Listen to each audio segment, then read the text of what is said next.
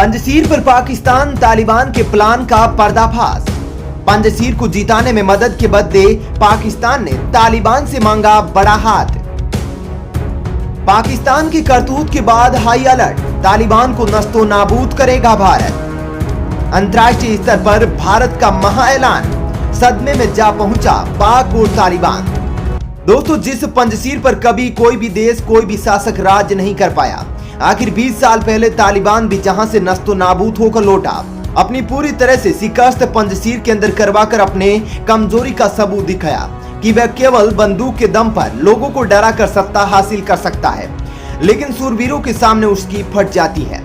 उस पंजशीर पर तालिबान का कब्जा हो चुका है। यह तो बहुत ही हैरान करने वाली खबर है। आखिर कैसे इतने साल तक आजाद रहने वाला इलाका अचानक तालिबान के कब्जे में आ गया, जिसे पंजशीर के शेरों ने धूल चटाई थी। दोस्तों, अमेरिका के अफगानिस्तान से अपनी सेना को वापस बुलाने के ऐलान और 31 अगस्त तक अपनी सेना को स्वदेश लौटने की फैसले के बाद तालिबान ने बहुत ही तेजी के साथ अफगानिस्तान पर कब्जा करना शुरू कर दिया। अफगानिस्तान की 3 लाख फोर्स ने तालिबान के सामने सरेंडर कर दिया और तालिबान के तमाशे को देखते रह गए।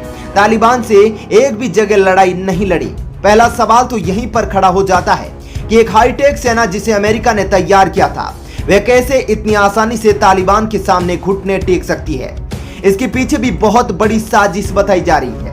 राष्ट्रपति अशरफ गनी का देश छोड़कर भाग जाना, यह भी उसी साजिश का हिस्सा था। पूरे अफगानिस्तान पर तालिबान का कब्जा तभी हो सकता था जब पंजशीर उसके हाथों में आता, लेकिन पंजशीर जो अमरुल्ला साले और पंजशीर के शेर कहे जाने वाले अहमद मसूद के बेटे अहमद शाह मसूद के हाथों में था और उन्होंने खुला ऐलान किया था कि जब तक शरीर में जान रहेगी तब तक पंजशीर की रक्षा करते रहेंगे। लेकिन तालिबान अपनी ताकत का प्रमाण देने के लिए पंजशीर को जीतना जरूरी समझता था और इसके लिए उसने पाकिस्तान के साथ एक बहुत ही बड़ी डील की थी। और यह डील दोस्तों भारत के लिए सबसे ज्यादा खतरनाक है। इस डील को सुनकर शायद आप भी कहेंगे कि जल्दी भारत को तालिबान के खिलाफ एक्शन लेना चाहिए, वरना आतंक के पांव पसर गए तो फिर लड़ना मुश्किल होगा। दोस्तों, सूत्रों से बहुत ही बड़ी खबर आ रही है। जिस पंजशीर के लिए तालिबान ने दिन रात एक कर दिए, उसके लिए उसने पाकिस्तान की सेना की मदद ली और कई रिपोर्टों में यह खुलासा हुआ था कि पाकिस्तान के आर्मी जवान पंजशीर की लड़ाई में मारे भी गए थे। तो वहीं दूसरी ओर पाकिस्तान की वायुसेना के द्वारा पंजशीर पर हवाई हमले भी किए गए थे। तालिबान का राज स्थापित होते ही पाकिस्तान की खुफिया एजेंसी ISI चीफ का काबुल पहुंचना सवाल खड़े करता है। सवाल हक्कानी नेटवर्क की सरगना के गृह मंत्री बनने पर भी खड़ा करता है, क्योंकि हक्कानी नेटवर्क पाकिस्तान के ISI का कठपुतली कहा जाता है। दोस्तों, खुले तौर पर अफगानिस्तान में तालिबान का राज स्थापित करने के लिए पाकिस्तान ने मदद की और अब अंतर्राष्ट्रीय स्तर पर उसको मान्यता दिलाने के लिए भी लगातार तालिबान की पैरवी कर रहा है। दोस्तों, पंजशीर पर कब्जे के लिए तालिबान ने पाकिस्तान के लिए जो डील की थी वो भारत के लिए बहुत ही ज्यादा घातक है, क्योंकि इस डील में यह साफ किया गया है कि अगर पाकिस्तान तालिबान को पंजशीर जीतने में मदद करता है, तो पंजशीर को जीत कर देता है, तो तालिबान कश्मीर को जीतने में पाकिस्तान को मदद देगा। इस बड़ी खबर से दोस्तों ये खुलासा हो जाता है कि क्रूर संगठन की कथनी और करनी में बहुत ही ज्यादा अंतर है। जो लगातार भारत से अच्छे रिश्तों की बात कर रहा है, वही तालिबान अंदर खाने भारत के खिलाफ बहुत बड़ी साजिश को अंजाम पर पहुंचाने में लगा है। दोस्तों, पाकिस्तान और तालिबान की इस डील के बाद भारत में अलर्ट हो गया है। भारत की खुफिया एजेंसियां, आर्मी एकदम चौकन्ना हो गई है। प्रधानमंत्री मोदी के द्वारा लगातार पर्दे के पीछे तालिबान के मसले पर मीटिंगों का दौर जारी है और भारत ने ब्रिक्स संगठन की बैठक में मोदी की अध्यक्षता में यह खुले तौर पर कह दिया है कि अफगानिस्तान के अंदर आतंक को कभी भी बर्दाश्त नहीं किया जाएगा और अगर भारत के खिलाफ किसी भी साजिश का अफगानिस्तान से जुड़ा तार मिलता है तो तालिबान को इसकी कठोर सजा भुगतने के लिए तैयार रहना होगा, जैसा कि पहले भी भारत ने पाकिस्तान के साथ किया है। दोस्तों, जैसे ही अफगानिस्तान में तालिबान का राज स्थापित हुआ, POK में पाकिस्तान की आतंकी गतिविधियां और सैन्य तैयारी और ज्यादा बढ़ गई और ये साफ साफ संकेत देता है कि आने वाले समय में बहुत बड़ा खतरा भारत के सामने आने वाला है। लेकिन दोस्तों, हमारी सेना भी इतनी कमजोर नहीं है जो कि दुश्मन को मुंह तोड़ जवाब देने के लिए एकदम सावधान है। दोस्तों, पाकिस्तान की इस करतूत के बाद भारत लगातार अंतर्राष्ट्रीय स्तर पर तालिबान के द्वारा पंजशीर के कब्जे में पाकिस्तानी सेना और पाकिस्तान के ड्रोन की भूमिका की जांच के लिए अंतर्राष्ट्रीय स्तर पर जांच की मांग कर रहा है। आखिर पाकिस्तान की सेना वहां पर क्या कर रही थी, यह जानना बहुत ही ज्यादा जरूरी हो गया है। दोस्तों, जो पाकिस्तान पिछले 74 वर्षों से कश्मीर पर कब्जे का सपना देख रहा है, उस पाकिस्तान में तालिबान ने एक नई उम्मीद को जन्म दिया है। अफगानिस्तान पर कब्जे के बाद पाकिस्तान नए सिरे से कश्मीर कब्जाने की तैयारी में लगा है।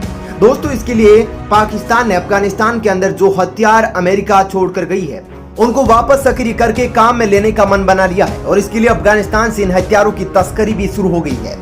तालिबान पाकिस्तान के एहसान को चुकाने के लिए कश्मीर पर उसकी मदद करेगा और इसके लिए अलकायदा जैसे संगठन पाकिस्तान के साथ आएंगे, जो पहले ही यह दावा कर चुके हैं कि कश्मीर को ऐसे ही आजाद करवाया जाएगा जैसे तालिबान ने अफगानिस्तान को आजाद करवाया।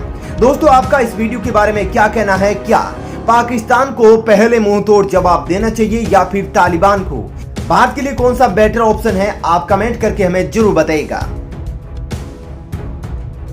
नमस्कार दोस्तों, एक बार फिर से आपका स्वागत है प्लेनेट 4 पर। दोस्तों, पाकिस्तान की सोच 70 सालों के बाद भी कश्मीर से आगे नहीं बढ़ पाई है।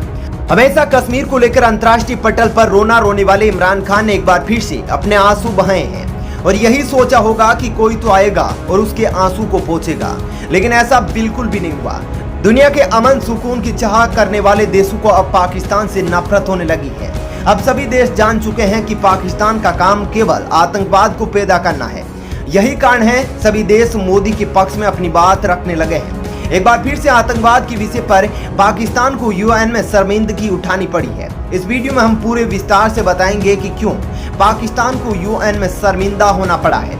उससे पहले बता दें कि आज एक बार फिर से मोदी ने ब्रिक्स सम्मेलन में पाकिस्तान को अल्टीमेटम देने की तैयारी की है और कहा है कि पाकिस्तान अगर आतंकवाद को फैलाने की कोशिश करता है तो भारत युद्ध करने के लिए बिल्कुल भी देर नहीं करेगा।